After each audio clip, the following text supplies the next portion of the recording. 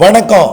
செல்வகுமாரின் 2025 மார்ச் 13 வியாழக்கிழமை அதிகாலை நிலவர 2 நிமிட வானிலை ஆய்வறிக்கை. அதிகாரப்பூர்வ வானிலை அறிக்கைக்கு இந்திய வானிலை ஆராய்ச்சித்துறை அறிக்கையை பார்க்கவும். நேற்றைக்கும் கனமழை கொட்டி இருக்கிறது பல மாவட்டங்களிலே. இரண்டாவது நாளாக கள்ளக்குறிச்சி மாவட்டம் தியாகதுருக்கத்தில் நேற்றைக்கும் 10 சென்டிமீட்டர் வரைக்கும் கள்ளக்குறிச்சியில் பொழிந்திருக்கிறது. தியாகதுருக்கத்திலையும் நேற்றைக்கும் இன்றைக்கும் சேர்த்து 25 சென்டிமீட்டர் எட்டிவிட்டது கள்ளக்குறிச்சி மாவட்டத்தில். ஆக நேற்றைய மழைப்பொழிவு இறுதியாக நீலகிரியில் பொழிந்து, உடுப்பி மங்களூர் பொழிந்து, கோழிக்கோடு பொழிந்து, தற்பொழுது அரபிக்கடலில் இறங்கி பொழிந்து கொண்டிருக்கிறது. ஆக தென்னிந்திய தீபகற்பத்திற்கு இந்த காற்று சுழற்சியால் மழை விலகியது. இனிமேல் உயரழுத்தம் ஆக்கிரமித்திருக்கிற காரணத்தினாலே வடகடலோரம் வடவுள் மாவட்டங்கள் வெயில் அதிகரிக்கும். தென்கடலோரத்தை விட மத்திய கடலோரம் வெயில் சற்று கூடுதலாகவும் வடகடலோரம் அதைவிட கூடுதலாகவும் இருக்கும்.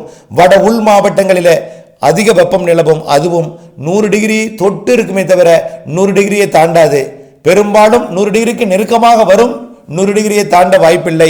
அதுவும் திருப்பத்தூர், வேலூர் உள்ளிட்ட ஆந்திர எல்லையோர மாவட்டங்களுக்கு அதிகமாக இருக்கும். ஈரோடு, கரூரை விட வட உள் பகுதிகளில் ஆந்திர எல்லையோரம் அதிகமாக இருக்கும். ஆந்திர பிரதேசம், கர்நாடகா அதை விட அதிக வெப்பம் இருக்கும். மழையை பொறுத்த வரைக்கும் இப்பொழுதைக்கு இல்லை. வரக்கூடிய 16ஆம் தேதியிலிருந்து கிழக்கு காற்று நுழைய மிரட்டும் வானிலை, மேகமூட்ட வானிலையை ஏற்படுத்தும். 20ஆம் தேதி வரை மிரட்டி கொண்டு ஆங்காங்கே தூறலை கொடுக்கலாம் தென் தமிழ்நாடு டெல்டாவிலே, மேற்கு தொடர்ச்சி மலையில.